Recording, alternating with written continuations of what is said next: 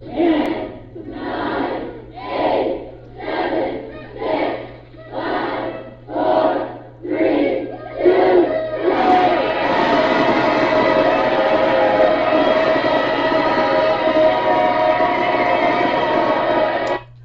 Happy New Year, everybody. Hi, everyone. It's Kevin at Bear Creek. Happy New Year to you all. 2019 went very, very fast. And today is a day to reflect on the previous year and to look forward to the coming year. So that's what I'm doing today. I'm reflecting on my 2019 and looking forward to my 2020 in this video as it pertains to beekeeping. I have a lot more else going on in my life rather than beekeeping, but for you, this is in regards to beekeeping. One of the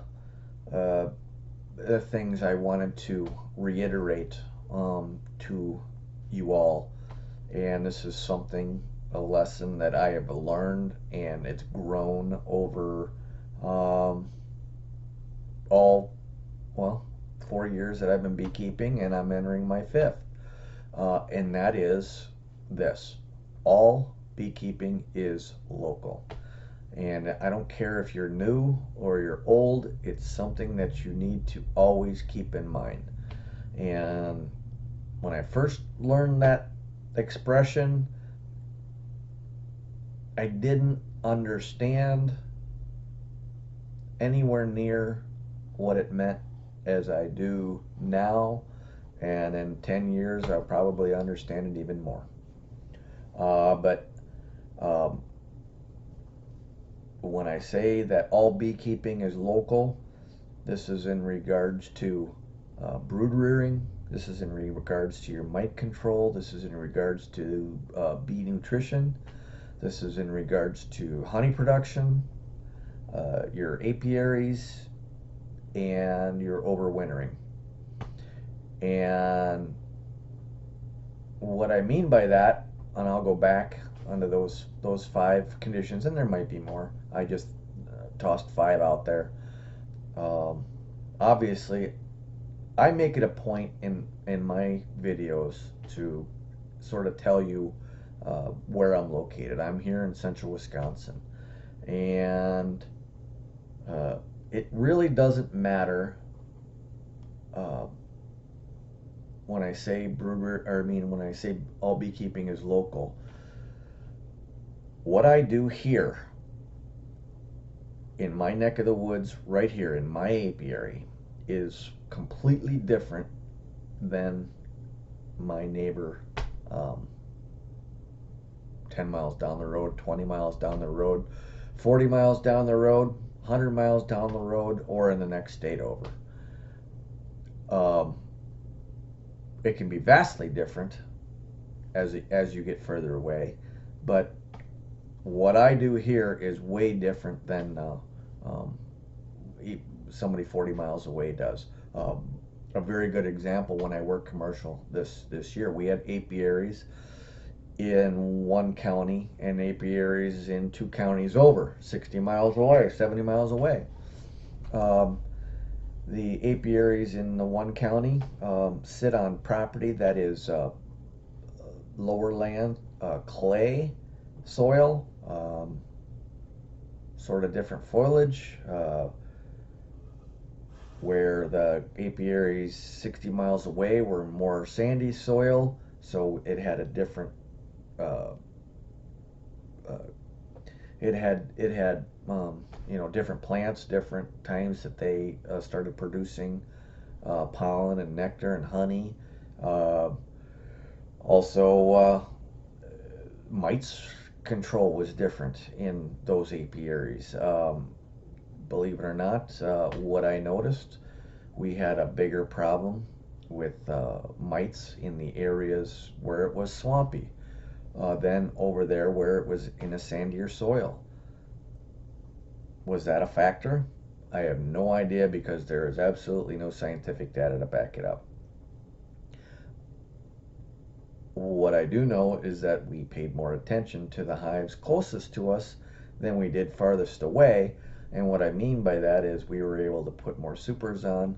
The hives that were further away were able to swarm more. And did that affect the reason why maybe that they didn't have the mite issues that the ones that we had closer? You know, honestly, our mite treatments were pretty much the same throughout. Wasn't very good, I'll be honest with you, but um, the differences was noticeable even 60 miles apart.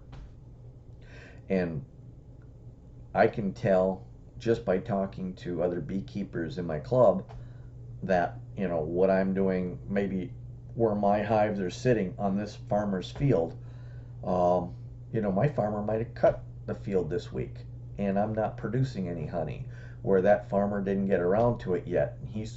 And he's producing a lot of honey yet over there because his farmer didn't get around to cutting all the clover from his field, so they're still producing.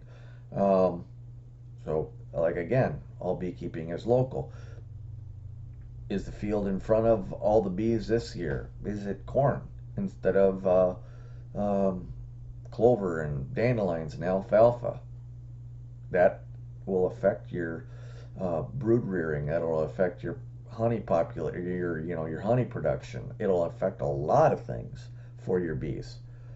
Um, so that in itself can come into account. So, you know, just because you have your apiary here this year and it works, the farmers might change their field and they're doing a rotation on their fields. Some years you have great honey production, some years you don't.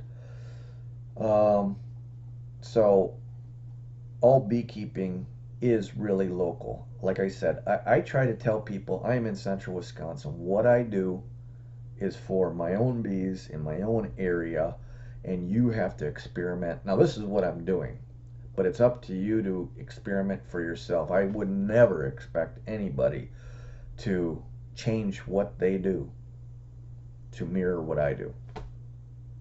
Number one, I'm not a, you know, I'm not as successful. I pretty much print my journey, publish my journey for all to see, mistakes and all. So I'm not the foremost authority on beekeeping, mite treatments, or anything. I just hope that what I'm doing can possibly help you if you pick the things that might work for you. I'm not expecting you to copy me, everything I do. And that's exactly what I do. But, you know, brood rearing, um, you know, when you get on the internet, you know, those guys down south or bees in California, they're rearing brood in February. You know, we don't, actually January and February. We don't get around to brood rearing around here until March. You know, beginning of March. I'd say that the bees start the process of brood rearing very, very, very slowly. Um, and as the snow melts and maple pollen comes, they start a little bit more, a little bit more, and it really is weather dependent. We could get hit and socked with a huge snowstorm, and that'll affect everything. Or it'll rain for 2 weeks straight, and that'll affect all the maple bloom, where the bees can't get to the maple pollen or the willow pollen. So again, all beekeeping is local. Uh, Mite control. Mite control is a source of contention among a lot of beekeepers. There are certain aspects, like I said, I was working commercial and we couldn't get to the yards that we wanted to, and you know, that relayed into some of the yards having huge mite bombs and major losses during a honey flow. Uh, and if your apiary happens to be near them, I don't care how you treat, those mite bombs go off and those bees travel, and all of a sudden they are starting to get into your hives and infecting your colonies. So, it just depends. How close are the nearest uh, beehives to your apiary? How often do you treat? How often do you check? Uh, what are you treating with, and is it effective? And are you using the same thing? Are you trying to get away with using the bare minimum because it's expensive? If they say use 1 apivar strip for every 5 frames of brood, are you using just one strip to try to get away with it because you've heard from somebody that you don't need to put two in? Your mite away quick strips. Are you trying to just put one quick strip down and calling it good? Or is it one now and then one after 14 days, like they suggest? Or two for 7 days, like they suggest? Um, when we were commercial beekeeping, they had me put one on, and we're talking about double boxes. Um, and we never got back to it. So they were being cheap as far as what their mite control was. And then they lost a ton of colonies because they were being cheap about their mite treatments. Not to mention, we didn't have the labor to cover 2,400 hives and treat it all. But being cheap about it is also in there. Are you, you know, are you is your job getting in the way of you taking care and having a plan to treat for mites in your yard? Uh, Compare that to the guy down in Georgia, or Florida or Texas, or somebody that's on the internet telling you how he treats his hives. Um, he might be in an isolated area. I'm still not sold on treatment free, but we'll get into that we'll talk about that a little bit later. Nutrition, pollen patties, when to start giving your bees some pollen supplement um, before the pollen flow starts. Should you do it all winter? Depends on who you talk to. Depends on where you're at as far as when brood rearing occurs. Do you give pollen patties at all? All beekeeping is local. Um, your honey production, again, completely local. Do not only do you have good sources of uh, ditch weeds and things and clover and dandelions and everything for the bees to forage on, what's the tree situation like? Um, do you have a lot of summer locust or black locust or basswood, which provides just oodles of honey uh, for bees? And I wager to guess in my area that trees provide more honey than anything they find in the ditches. So again, I reiterate that all beekeeping is local, and to pick and choose what you get from the information that you get from whatever sources you get it from, whether it's internet social media sites, Facebook, Bee Source, Beekeeping, uh, YouTube videos, Instagram, or whatever you decide to get your information from, realize where the person is from, and and absorb that information accordingly. Um, YouTube is I just want to talk a little bit about social media, and YouTube is a great social media platform.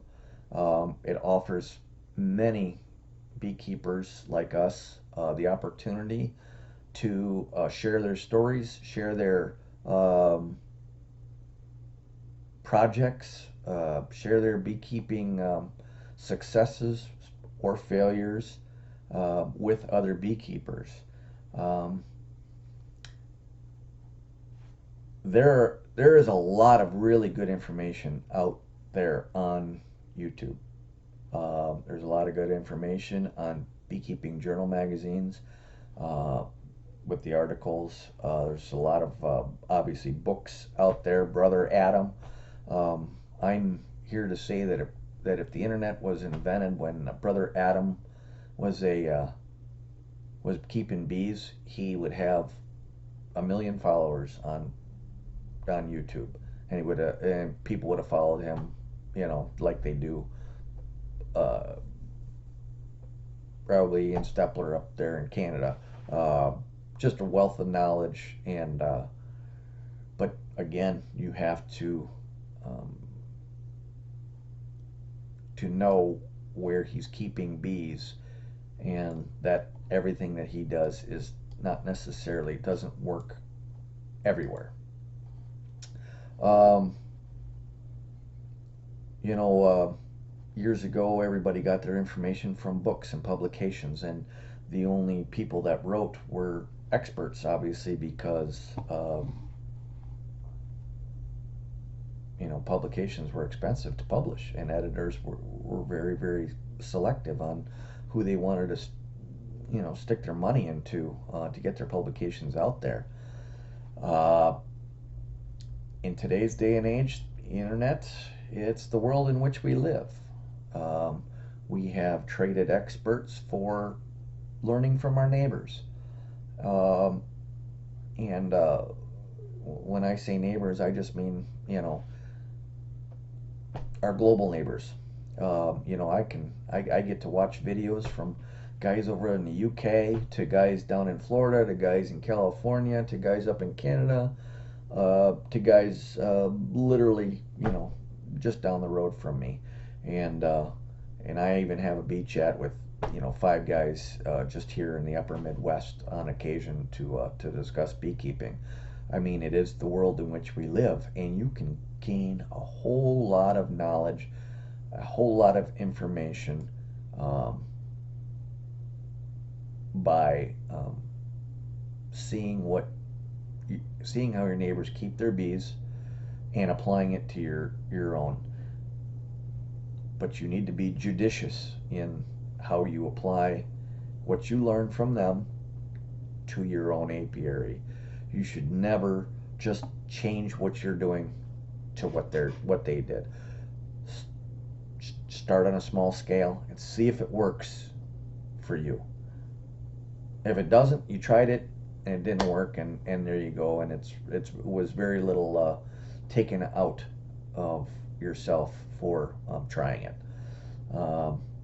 Also, there are a lot of great channels out there, but I just want to put it out there that you can get a lot of good information from a lot of channels, but even some of those channels, they throw out what I call beekeeping myths, which are completely unsubstantiated. Uh, so when you hear something about especially bee nutrition, bee treatments, uh, always have a guarded, always be guarded in how you take in that information. Always try to look for supporting data to help you make a decision whether it's something that you should be doing or not. But I wanted to get back, like I said, for YouTube, there's a lot of great information, especially if you're a brand new beekeeper. Just my quick story, 2000, I think 16, it was my birthday, and I was on YouTube. Beekeeping video came up, and I had always sort of had an interest in it, and so I watched it. that interested me, and I watched another one and another one and another one. And before the night was over, I had gone into 8 hours and convinced myself that I wanted to try beekeeping. I had whipped out the credit card and I had purchased a hive kit, bee jacket, smoker, hive tool, bee brush, um, and yeah, I even ordered bees. Um, and then I spent the next 3 weeks while I waited for my stuff to arrive watching more videos about how to keep bees. And really, what I was paying attention to the most is how people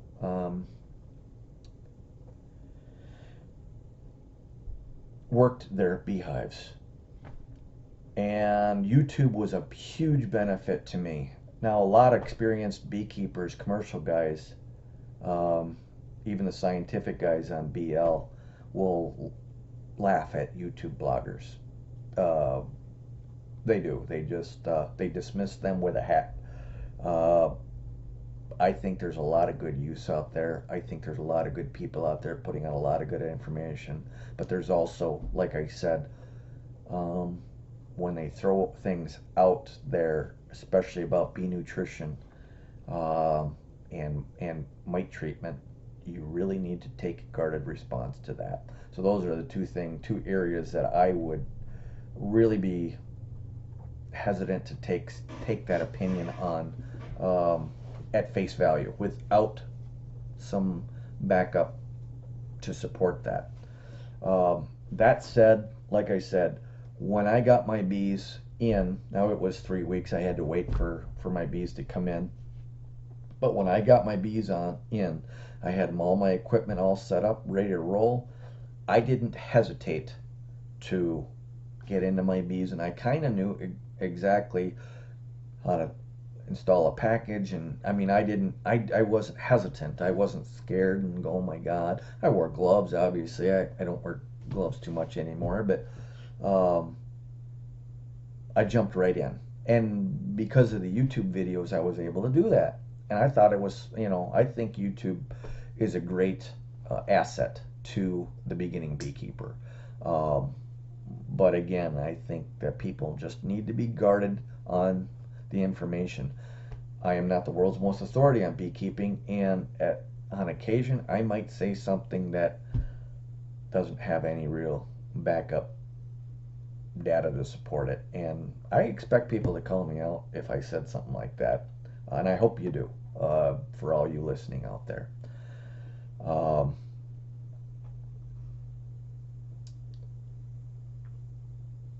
but like I said, I didn't have a mentor. I didn't have anybody to help me. So, like I said, that YouTube really, really helped me. Mentors are great if they're willing to, you know, come over and babysit you a bit. I found that you know they really don't mind if you want to come over to their house and watch them keep their bees. But to be honest, unless they're good friends with you, which is awesome.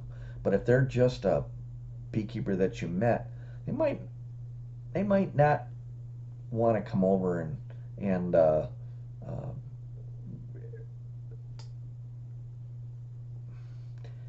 babysit you as you um, keep your bees.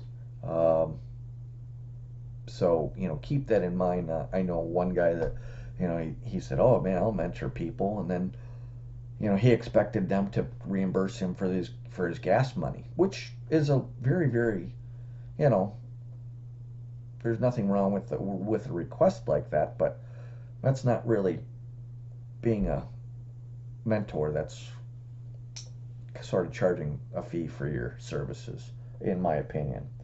But mentors are good if you know some really good friends that are willing to help you out.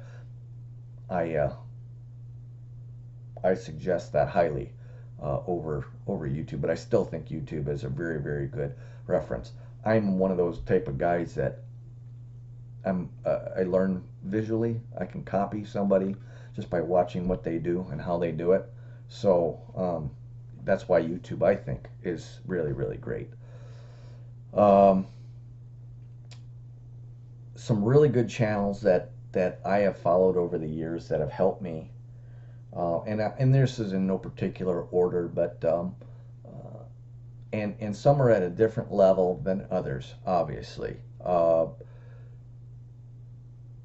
For the beginning beekeeper, there's a few channels out there that can help you, step by step.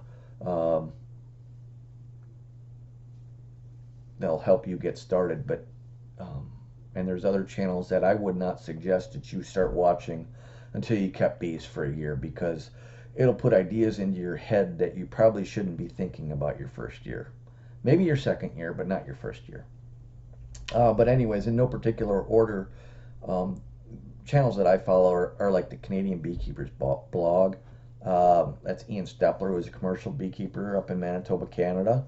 Um, just a just a very detail-oriented beekeeper, um, and he is also a proponent that uh, that all beekeeping is local, and what he does may not work where you are, and you really need to keep that in mind. But again, his channel is a bit advanced, obviously, because he really goes into heavy splitting and grafting and things like that, and more of the honey production style beekeeping. But it's still a great informational channel. Um, for the beginner and the intermediate guy, Jason Chrisman from JC's Bees, that's a great channel to take a look at, and even go back to some of his earlier videos, and he will bring you in and give you step-by-step instructions on how to handle your beehive. And then when you get into your second year, that's when his channel really takes off and helps you out. He details the way to small scale, blue collar style to maybe raise your own queen cells, and do some small splits. And he has really some great detailed videos on there. And also, he has little small project videos, but mostly, what tools that he carries in his arsenal on any given bee day, or any given day out in the apiary, to carry along with you, that can help you in your apiary. So really good channel. Let's see. The University of Guelph, Guelph. They have a great beekeeping channel. Paul, I can't remember his last name. He's a master beekeeper. He teaches beekeeping. He's the apiarist up there at the university, and he has great how-to videos for the beginning beekeeper, even into the intermediate beekeeping realm. Everything from how to exactly handle a hive, to selecting which hives to select from for your grafting, to a little bit of honey production, not a ton in honey production, feeding bees, bee nutrition, things like that. Very, very good. He doesn't go overboard on the nutrition aspect of. He doesn't make blanketed statements out that are big beekeeping myths. He's very, very good at what he does.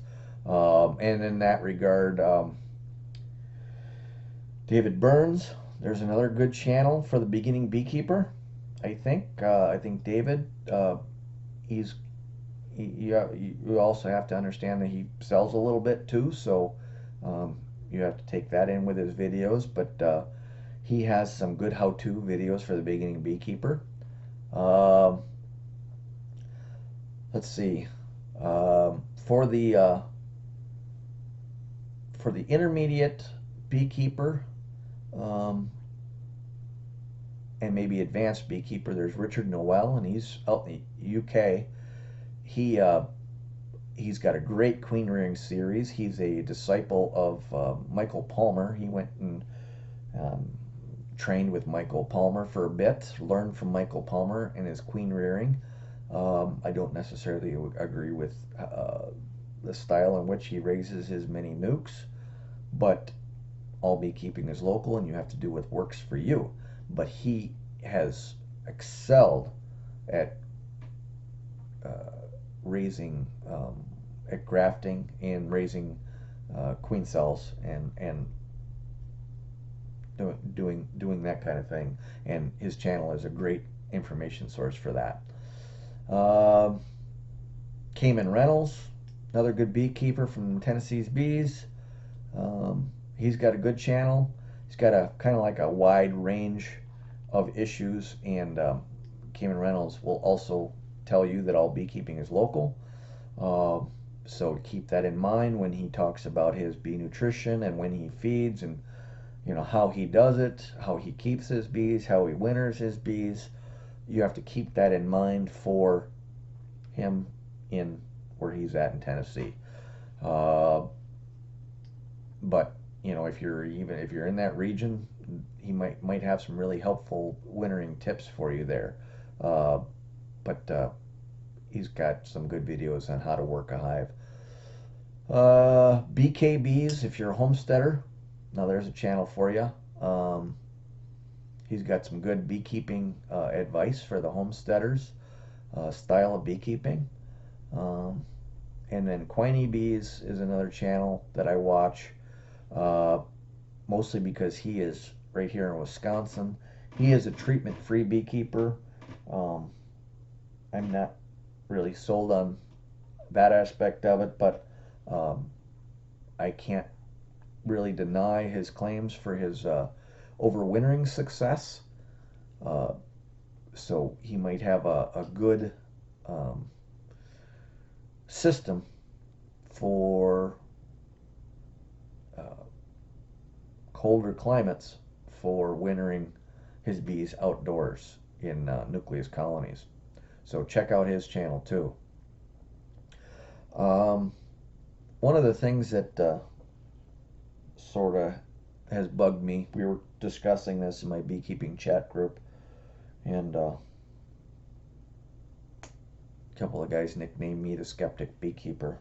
That's kind of funny. But one of the things that kind of bugs me are internet myths, or beekeeping myths. Right? I call them internet myths, beekeeping myths. It's the same thing passed around person to person without any real backup data to support it. And when I first got started, I got kind of, I don't know if you could say, suckered into it, because nobody really tried to sell me the stuff hardcore. It's just that stuff gets passed around, and then you think it's truth because several people have said it, but then when you really start looking into it, you realize that there's really no data to support the claims that are out there. Number one is, and this is in no particular order, and these myths, I'm not saying that these will hurt your bees in any way, shape, or form. What I'm saying is that there's very, very little data out there to support the notion that it's a benefit, a healthy benefit to your bees. One of those is Honeybee Healthy, and it's got a mixture of essential oils from lemongrass oil to tea tree oil to spearmint oil to, I mean, it has, and it smells wonderful, let me tell you. It really does. And the only thing I can say is that it does smell really good, and it does attract bees to it. And here's what I know for a fact. If you feed your bees Honeybee Healthy, I don't think that you're really hurting them at all. They will, and what you do in Honeybee Healthy is you add a tablespoon or so to quart of sugar syrup when you're feeding your bees, and the bees will take it down and they will suck it down, and it really depends on the time of the year and the dearth that you're in as to how fast they suck it down. Um, if there's a big honey flow on, I doubt that they'll even touch it, sort of like pollen patties, supplemental pollen. But the claim is that honeybee healthy um, helps a hive uh,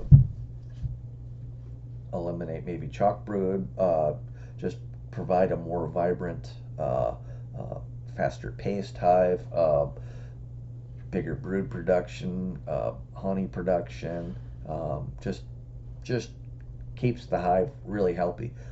Gut, good for gut bacteria, just to keep a real healthy hive. Um, all I know is that stuff attracts the bees. But if you were to put, and there's studies out there, there's guys out there on YouTube, and I can't remember the fellow's name. He's got a great video out there.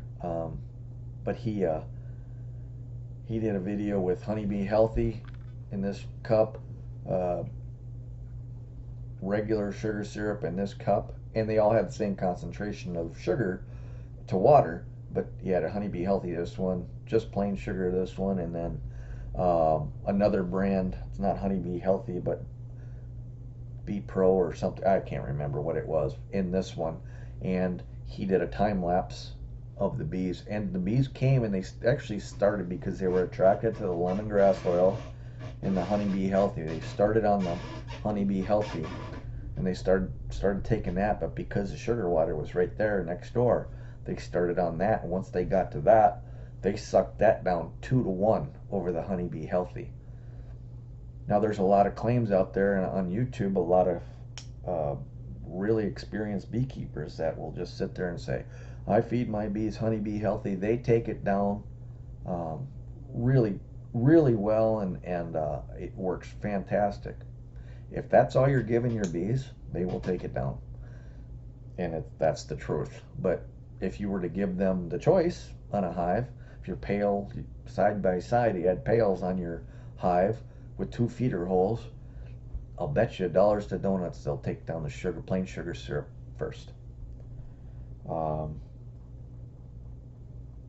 But there, people have asked Honeybee Healthy to provide them with the empirical data, and we're talking about an apiary split down the middle. It's like 20 hives here, 20 hives here. This one was fed plain sugar syrup. This one honeybee healthy. Did this one produce more brood than this one? Did this one produce more honey than this one? There's nothing like that out there. The company has never done that. So, in my opinion, it's a bit of a snake oil type product. When I first started, I went and bought all the essential oils, and I mixed my own, just like a YouTuber showed me to, and it was fantastic. And then I started looking into it more. The more experience I got, and I'm like, I haven't really noticed anything drastic on my beehives from one hive to the other, you know. So, take that with a grain of salt. Another one out there, and I heard this one. This is a channel that I watch. I watch it for the projects because he really does have some really really neat projects, and he raises bees for bees. He doesn't raise bees for honey production at all, and but he has a lot of really neat little projects, and he kind of experiments with his configurations of his hives. So I like to watch his videos for that, how he manipulates his all his nuke boxes and things like that. So I really really enjoy that. But he made a comment one time, and it was just a flat comment, and he said, in the fall, when I feed my bees sugar syrup, getting them ready, he goes, I put a bit of tea tree oil in there, and none of my bees have had nosema. I've never had a problem with nosema ever, and that just stopped me dead because when I first started, I would have taken that at face value and just went, "Wow, that's great." But more and more I learned from it. Um, you can't look at a colony and say that it has nosema. There's absolutely no way that you can do that. A lot of people will. There's another myth out there that says that diarrhea is caused from nosema, and that's another myth. Nosema can spread, or I mean, I should say, yeah, nosema can spread from diarrhea, but it's not a symptom of nosema. Sometimes bees just have gut issues and they crap all over the place, and but that doesn't mean that hive has nosema. Um, the only way to tell if your bees have nosema is to do essentially what you do is you crush the bees and you look at their guts in a certain area uh, to look for on a slide under a microscope to see if the nosema spores are in there. And that is the only way. Now, hives can get sick, obviously, and the bees will uh, essentially leak out all winter long on nosema.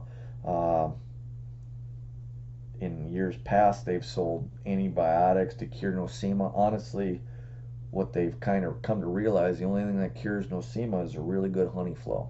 So essentially, you kind of wait it out and wait for spring and summer, and the bees will essentially clear it out themselves. But his statement saying that he adds a little bit of tea tree oil, he's never had nosema. That's like I used the term, I ate a cheeseburger while I was keeping bees, and all my bees are healthy. So if you eat cheeseburgers, all your bees will be healthy. It's a ridiculous statement. So again, you got to take certain things on certain channels, especially regarding nutrition, with a grain of salt.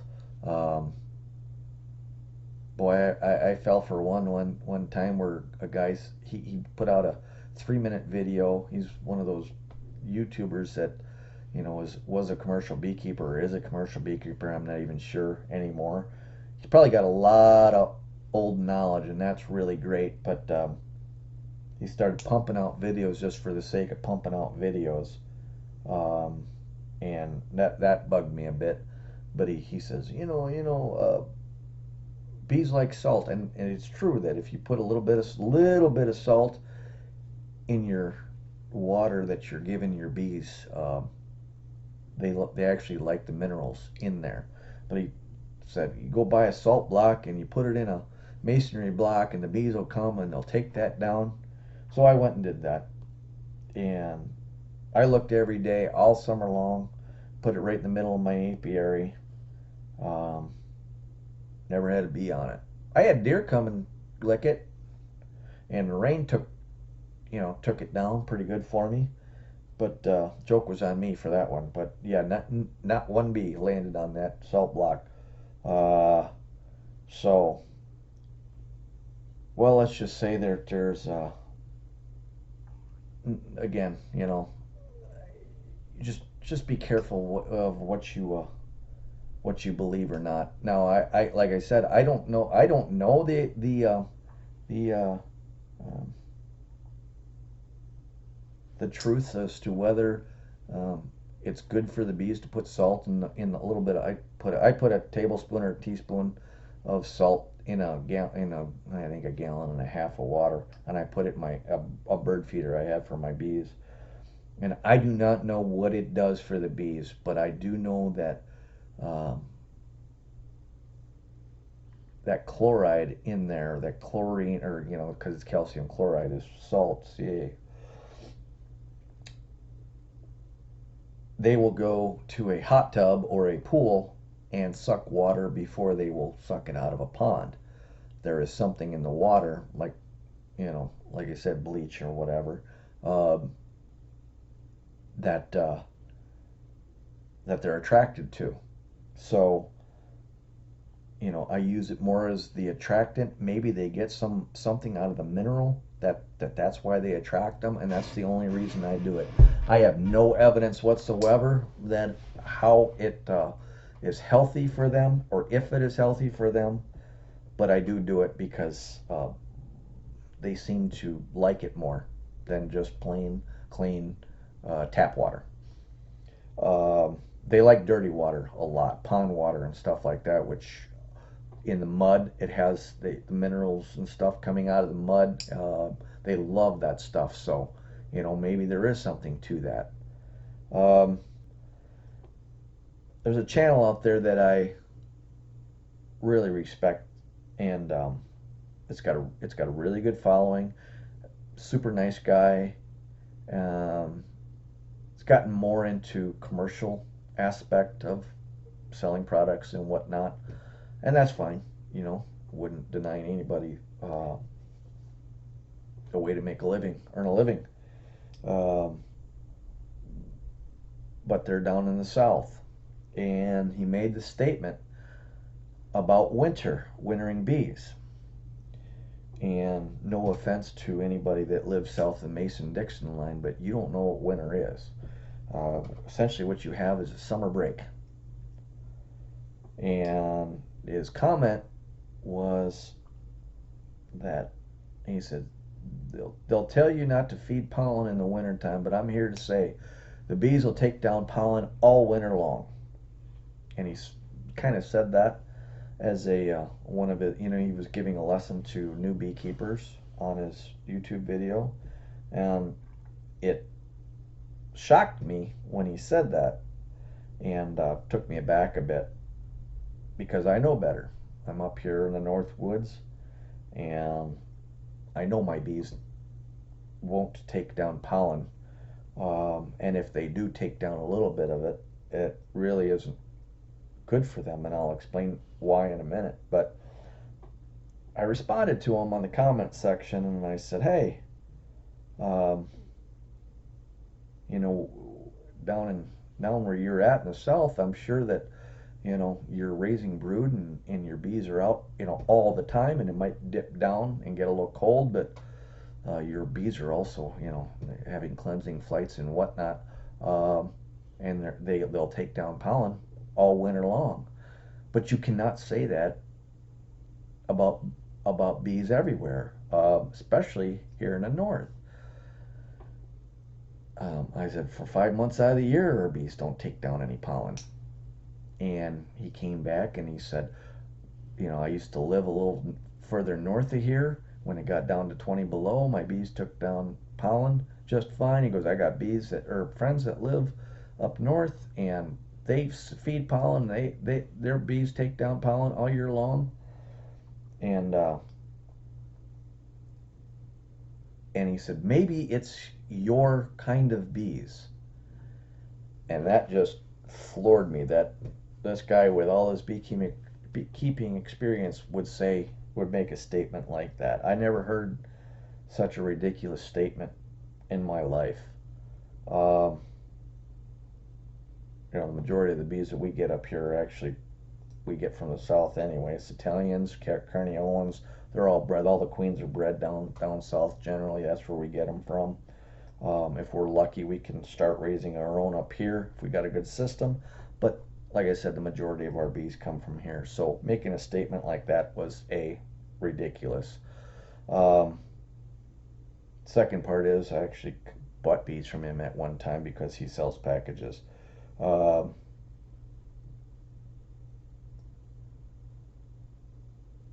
had a big discussion on Bee Source, put a poll up just to ask people, from the north, from the upper Midwest, hey, am I wrong here? Or do you feed pollen in the wintertime? And 100% or go, say, no. I had Michael Palmer comment. I had Cayman Reynolds comment on it, and like Michael said, he's like, no, and he said, you know, that might be fine down south, But anywhere where bees can't get out and do a cleansing flight for 4 months or 5 months, feeding them pollen is paramount to disaster for your bees. It'll go right through them, and you'll end up with a huge mess. They might end up with some gut issues because of it. Uh, Last year I had made up these candy boards, and it had a bit of pollen in it, and wasn't a ton of pollen, but it had pollen in it. And I wasn't planning on giving my bees these candy boards until after February was over. But unfortunately, my bees ran out of food in January. By January, I had 6 colonies that had starved out. I had to get food on them, so I put all the candy boards on, and I had a lot of colonies that had, a lot of dysentery in their colonies, and people would write to me and say, "Oh, your bees have nosema," and I'm like, "They don't have nosema. They have a little bit of dysentery because, well, pollen essentially goes in, a pollen substitute goes in them, and then it essentially goes right through them. They have a more difficult time digesting pollen substitute, processing it in their system than they would natural pollen, which is why when pollen natural pollen becomes available, they won't touch your pollen patties or anything else. They like the real stuff. But like Michael said, if they can't get out for a cleansing flight, you can't be giving them. And everybody said we wait until the temperature is just about right where the bees will be able to start foraging on their own for natural pollen sources, like when the willow starts or the maple bloom starts. And that way, on the days, and there's a lot of them up here anyways, where the bees can't go out and forage because it's snowing or raining or just too cold, they've started bringing in pollen, and they don't have to stop. They can continue their brood rearing and use that supplemental feed for that. But feeding them all winter long, that's ridiculous. That's just a ridiculous comment. And those are the type of things that you really need to guard against on the internet. And again, my review of 2019 would be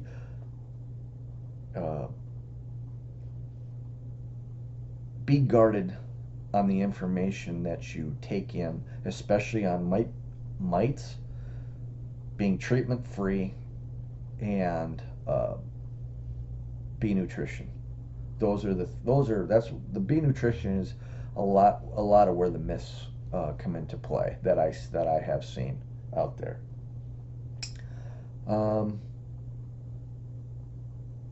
So that's it for my little rant there for bee myths, I guess.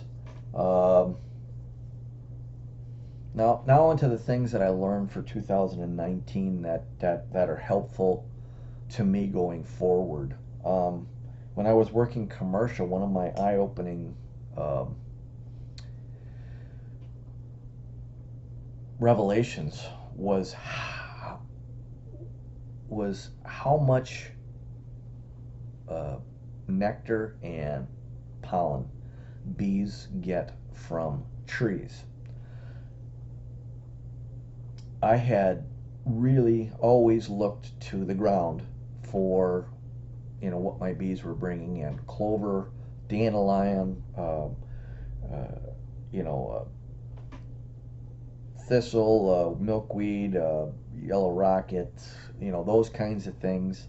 All the different types of clovers, the yellow clover,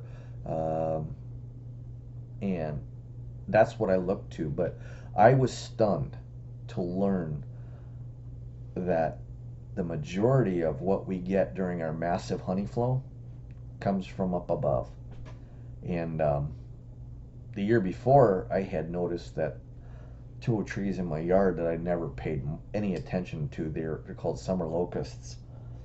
I would walk by them one day out to go to the mailbox, and my two trees were humming, absolutely humming. I mean, and I looked up and all my bees were all over these little, oh, they look like, I don't even know what they look like. They're florets, I guess you could say. They're like pussy willow style flowers with just 100 tiny, teeny, tiny little flowers. But apparently they can really put out the pollen and the nectar, and it lasts maybe 4 or 5 days and then before it's over. And if it rains in there, then so be it. It washes it out real quick, and you won't get much from it. This past year, those same two trees, it rained during that period when they bloomed, and my bees weren't on it maybe a day. You know, that was about it. But if you really look up and see all the trees, cherry trees, and you're just amazed at the number of pin cherries and things that bloom around you. Um, early spring, obviously you have apple and plum and those kind of fruit trees that bloom, and then the cherry trees start blooming probably a little later, and they get a lot off the cherry trees, more than the apple and the plum. But and the apple and the plum, unfortunately, come in a period that we have some pretty cold nights and pretty cold days, and sometimes they can't forage on them. So I wind up with very, very little fruit because of it. Uh, but basswood, I had I had I had heard the term basswood before. I didn't even know what the tree looked like, and what what I saw those bees do on basswood trees was absolutely amazing. Those bees could take in 10 pounds of honey in a day, nectar, or better, 10, 20 pounds of nectar. Obviously, it dries out over the course, but they'll bring in 10, 20 pounds. It was absolutely amazing. We were at an apiary, and we were worried that they were starving because there was just nothing coming in. So my boss, we had been there. We were there on a Thursday, and we noted that all these hives had no nectar in them, and he's like, I gotta get food on them. So on Saturday, I didn't have to come in. He went in. He loaded the truck up with not sugar syrup, sucrose, and not sucrose. Well, I'll think of it in a little bit. Um, Anyways, and he went out there to go feed them, and the bloom for the basswood had started, and every hive had put on 20 pounds over those 2 days at least. He was pulling and he was shaking out just nectar galore. It was just amazing. And when that happens, you had best have your supers on, but or the bees will plug it out, and then you'll waste a lot where the bees will end up sticking it in their brood nest, and then they'll stop their brood production because the queen doesn't have anywhere to lay. So getting supers on during that period, but pay attention to the trees that are around you and the time in which that flow starts. Here, for me, in my neck of the woods, that basswood starts 4th of July weekend. Now, before that, we obviously get a lot of dandelion. The bees build up, all through June on dandelion, and then clover starts, and then the the locust is out there, and the bees will bring a lot of that in too if you have that around you. But that basswood, holy mother, and those trees, and I'll wager to guess that they bring in more from the trees by far than anything out there on the ground. The ground will keep them sustained for those periods, those dearth periods, when the trees stop blooming. Like ours goes, this year it went through the 21st of July for basswood, and then we had to wait a while for goldenrod to start back up. And then there's milkweed and thistle and all kinds of stuff like that the bees can bring in. That's where they kind of maintain their hive for that. But second thing I learned um, coming out of spring last year is a smaller space seemed to work better for me. And what I mean by that is um, a single 10 frame box worked better for me than a double 10 frame box. And the only reason that I could see for that is that it was when it warmed up and these bees, you know, uh, were on brood, maybe, at a certain point. Some of the bees moved off of the brood to go up and maybe go get honey over here. Then it got cold, and these bees had to stay up here because it got too cold. Now they can't move down, and these bees are too small to keep uh, a heated core to because they won't leave. They won't leave and go join everybody else because they're sitting around a little bit of brood. So they end up dying, and they might be on the queen, and the queen dies, and it's just a kind of like a snowball effect. So keeping the bees in a tighter space, single box, where they can't move away from contact with honey or each other is better than a larger space, larger cavity. A narrower, like a double five frame nuke, that's good because it keeps them on a column, but they're all packed tightly together, and it's hard for them to get separated in a smaller cavity like that. Um, 4 frame, 5 frame, 6 frame nukes, things like that, those work really well. Double nukes did not. Now I did some hive and a halves where I left the honey super on, and those seem to work out well as well. They're a little bit, they're half the size of the deep, so those worked out as well for me as well. So a smaller space is better. I don't know how those guys in Minnesota do those 3 brood box winners and succeed in the winter. I have no idea. I haven't met anybody that says they succeed, but apparently three brood boxes is how they winter. So um, I'll have to look more into that in a little bit. But I like the single box. I like smaller boxes is better. So that's another thing that I learned. Um, Keeping the mites under control. Uh, that is by far probably the biggest issue that we face today. 1980s, that wasn't even a thought. Tracheal mites was probably a thought for them, but they've taken care of tracheal mites, and now all we have to do is deal with is Varroa. That's a big. That's a big point of contention for people. A lot of misinformation out there about treating for Varroa as well. But my advice to any beekeeper is do mite treatments, do them often, and switch them up as far as don't do the same thing all the time. That's what I have learned. I am not the foremost authority on mite control.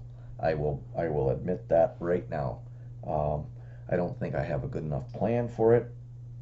For treating it, when I kind of get around, when I have time, that's when I set up and I do my rounds of treatments. But I do treat. I went and bought some oxalic acid vaporizer this year, generator this year to run it, and that made my life a little bit easier. But I also do Apivar strips. I've gone away from the Mite Away quick strips because, in my opinion, it had killed too many of my bees and stopped my queens from brood production during the time when they needed to be producing the most brood. And I think that is ridiculous to have such a harsh mite treatment that it essentially halts your bees from doing anything meaningful for a couple of weeks at a time, and then kills off 1,000 of your bees. Now granted, when we do mite washes, we kill off 300 bees, but that's 300 bees. That's not 1,000. That's a big dent when you take out 1,000 bees in a hive, just for the treatment. I don't even know if mites will kill that many bees. So that's just my take on it. I also, this is my own take on it. I have no backup. I have no data to back this up. I am not a huge believer in being treatment free. I am a believer that there are certain geographical areas, and when I say geographical, I mean extremely local to that geography. Like that specific apiary for that specific beekeeper, him being able to keep his bees without having to treat them. For whatever reason, I have seen evidence in certain areas of the country, rare certain areas of the country, where beekeepers are able to keep their bees without treating for mites, and they might treat them in different ways. They might do brood breaks, or they might do they claim treatment free. In other words, zero chemicals, zero organic chemicals, nothing like that on the bees. Just essentially brood breaks or splitting, not necessarily brood breaks, but splitting of hives, simulating swarms. Tom Seeley in the Arnott Forest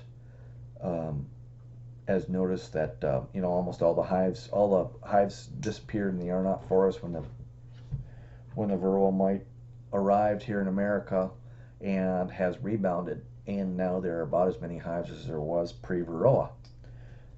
That said, his bees out there are also isolated. They are extremely sparse away from each other. They're very, very, the hives, there's not 40 hives sitting, in an apiary. There's one hive here, there's one hive, 4 miles down the road. There's another hive 4 miles, as the crow flies in this forest. So they're very, very sparse, very, very small hives, small cavities. They don't produce much honey, and they're also allowed to swarm at will, which may help them coexist with the Varroa, or deal with Varroa on their own, as it were. As beekeepers, we can't really do that. Now, I will challenge any beekeeper out there. I'd love to hear from them. There are quite a few of the treatment-free guys that have treatment-free queens out there that they're selling, and I would love to hear success stories that when they send their queens up north, that beekeeper that got those queens was able to have a treatment-free colony or treatment-free apiary because of the queens that he got from these places that he gets his queens from. I'd be willing to guess that people kind of give up on that rather quickly after they get their queens, and they might have limited success with that specific hive, but it doesn't translate into a treatment-free apiary over time. Like I said, I think geographically speaking, where that apiary is, there are some guys that are able to do that, but this is very, very rare. But I would just bet that you still have to treat regardless, or you're going to lose your bees. and or you're going to those hives are going to crash and affect other hives out there with Varroa. Um, so that's my take on it. I think you need to keep up a good mite treatment regimen, whether it's oxalic acid, whether it's mite away quick strips, whether it's apivar strips, whatever, a mixture of everything, specific times. And it doesn't have to be the same time that the guy down there in the south is doing it. You have to do it at the time that works for your apiary when you're knocking back the mites before they overpower your colonies. Um, Randy Oliver at scientificbeekeeping.com has just loads of great information on treating for Varroa in numerous methods. He's done numerous studies. This year I attempted to do replicate one of his studies. I tried to do oxalic towels. Um, and there's a reason why you don't see me talking about it in any of the videos. Because I didn't want anybody to go out and do it until after I had seen how it worked. And I can now definitively say that for me, here in my apiaries, it worked about as well as if I'd had just put plain towels in the hive. The bees, now the way Randy describes how it is transferred around the colony, and the bees chew up the towels and take it through the colony and discard the towels out at the other side. And that was not the case for me. The bees didn't touch the towels, and I did it exactly how he put his towels together to the letter. And it did not work for me. And Randy said that, as it turns out, I think he's starting to get away from that study because he's finding that it's not as effective as he had hoped. And it only is effective at certain times of the year. My bees literally did not touch the towels, and I will wager that if you see my videos, you'll see the blue towels sitting there when I was taking off queen excluders and things. I'll wager to say that the towels actually hampered my honey production because it was in the way of them getting up through the queen excluder to go up and do into the honey supers. I will wager that is in fact one of the things that affected me. So I won't be doing that again, not until a definitive towel treatment method is figured out, if at all. He moved from that. Now he's doing some genetic testing to see if he can produce a treatment-free bees, genetically, essentially breeding bees to be mite resistant, getting the traits that he wants. But one thing we've learned, at least from what I've read, I'm not a scientist, but one thing I read that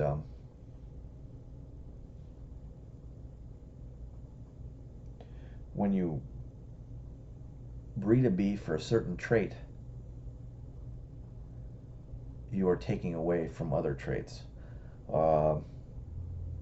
They learn that when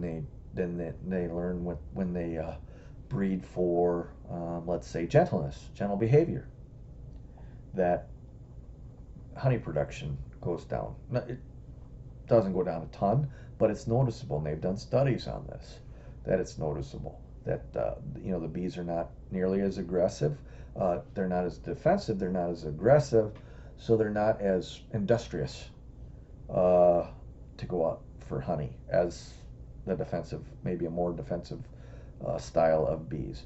But defensive bees are not fun to work for beekeepers, so you've got to trade one for the other. So it's quite possible that you breed this treatment-free bee genetically, but it might bring you in half the honey. For all I know, I'm just guessing at maybe one of the traits that the honeybee does. Or in that fact, let's say you get uh, treatment-free bee, a bee that's predisposed to um, being very good at dealing with Varroa, but now it becomes ultra aggressive. And it can produce you a lot of honey, but it's not very fun to work the bees. And you got to be totally dressed up to work your bees because they're always on the defensive. Um, so they got to really watch for that, and it's quite an endeavor to monkey with genetics. Now, me here, I am trying. I am just trying to get a bee that can make it through winter, and I'm trying to breed for that trait. That's my ultimate goal. Uh, is it scientific? No. I will select from the hives that make it through winter, and go from there. Um, maybe the next step, maybe it would take a little bit more aggressive bee to make it through winter rather than a gentle bee. Maybe that's what I have to give up is the gentleness. I don't know that for a fact. I think and or maybe the honey production is a little less on the bee that overwinters very very well. Slow plays its stores, doesn't go rip through them as well. But you still have to treat them for mites. So that's my ultimate goal. Now I'm like I said, I'm not a geneticist, but I will just if I'm doing any grafting, I will select the colonies that wintered well that I did not have to really really coddle to get through the winter. That ran out of stores, but I had to put tons of sugar on. Well, that's not a colony that's not a desired trait that I want to reproduce. But on the other aspect of it, I'm at the mercy of commercial beekeepers around me that flood the area with drones. So any way I do with my queens, I'm still at the mercy of all the drones flying around. There's an apiary a mile down the road from me, from a commercial beekeeper. So you just gotta deal with the hand you're dealt. Like I said, all beekeeping is local, and always keep that in mind. And I really want to reiterate that is the biggest lesson that I learned uh, in beekeeping is that all beekeeping is local, and I'm learning that lesson more and more every day. Um, Last thing I want to do is this isn't a sales pitch or anything like that, but I had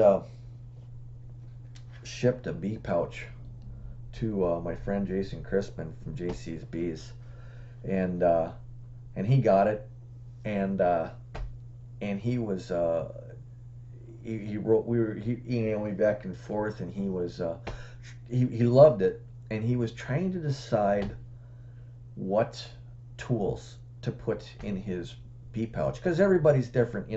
For me, I had I had my hive tool, and then it comes with the queen cage, and then I got a pair of scissors that I stuck in here. A Sharpie was another issue, and then I also had a queen marking pen for during the summer. Now, Jason was, he does things obviously a little different. He was just trying to, the way he keeps bees, he's just trying to figure out what will fit in there, number one, but what will fit that he carries in his pouch. His hive tool is a little different than mine, but it still works on his. But he came up and he said he was going to put his Leatherman in his pouch, and it just, man, I mean, that was an awesome idea that he came up with to carry a multi-tool with him, and it's not a beekeeping tool, but it's a tool that can help you in the bee yard at any given point. So I went and did a bunch of research, and on what multi-tool uh, would work best at a I'm kind of cheap, so at a I didn't want to spend $100 on a freaking multi-tool, something that I could possibly lose out there at some point.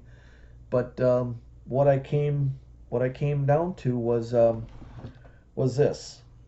This is this is a Leatherman, and I selected the Wingman as the uh, multi-tool of choice for myself that would work for me. Number one reason that I chose it, now they sell what they call as the Wave, which is very, very similar to the Wingman. It has a few more options, and it's a lot more expensive, let me tell you. But it also, the profile here, the width is also thicker on the Wingman, or I mean on the Wave, than it is on the Wingman. And I wanted to get a thinner profile here so that it could slide in my pouch right there. And then I could carry it around. And then I had a old shoe, and I cut off the shoelace, and I created a little lanyard so I can pull it out real quick, just real quick to pull out. This has a belt, if you can see there, belt clip on it, and it fits right in my pouch really well. And I just think that this is the cat's ass for like I said, it's not for necessarily for beekeeping, but it is handy for some little things that you might need out in the bee yard. Number one being, this one comes with a spring-loaded needle nose pliers, and then it also has a contour in there that's like regular pliers, so you can put it on a nut and turn it too. It's got little wire cutters there. Now, you'd think, well, what do I need this out in the bee yard for? Well, I have a bear fence, and sometimes I have to work it, rework it, cut, and I have to cut wire. And this has a little wire cutter here, right here, and it's how I make my little connection, and it's always good to have a little pair of pliers handy. Now this also has another thing over the let's go like this, over the Wave, is that well, let's show you this first. This is another tool. It's got a flip open from the outside knife, cutting twine. When I was commercially beekeeping, what we used for smoker fuel was baler twine. This would work great for that. Cutting baler twine or anything that you need for your smoker fuel. So that really works. But here's another little tool that really comes in handy, and it's a big pair. Actually, it's a big pair of scissors right here, and this will work great for cutting anything you have. I use a flexible inner cover out of Reflectix. This will cut, I'll be able to sit and cut that out, no problem, with those little pair of scissors there. I can also use it, like, again, for the twine. I can cut the twine. I can also cut, my bear fencing and add more to it, if this is just a really handy tool. And then, of course, it has the usual can opener and bottle opener and Phillips head and flathead screwdrivers. So I won't bore you really with that. But here's another really cool little tool here.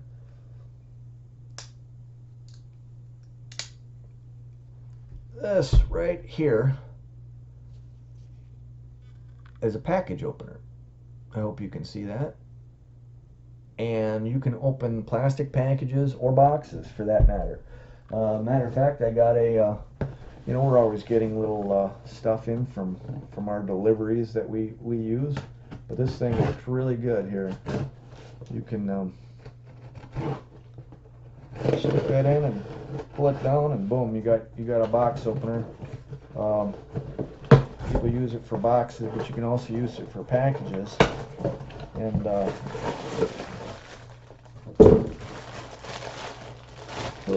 let's see what we got here. What did Santa send us? Hey, look at that. Hair roller cages for queen cages for my tool pouches, so I can make more for you. But really handy. And here's I'm actually curious about this, because this tool right here, and if not this, then my knife, I want to see if I'm able to cut out queen cells with this tool right here, if this would be handy enough to do that. What do you think? I don't know. We'll have to see. I'll have to wait until next spring to see that. But since this is a New Year video, well, this is me looking forward to the new year. And like I said, it's got the belt clip on it, and I just put a little I attached a little lanyard to the little shoelace lanyard to the belt clip. And then if you have one of these, there you go. You can just slide that right in your pouch. Slide your lanyard, or slide your lanyard over a little bit, and it's out of your way. And there you go. Now you got a multi-tool, you got a queen cage, you got another pouch right here that you can put a marker in or whatever you want.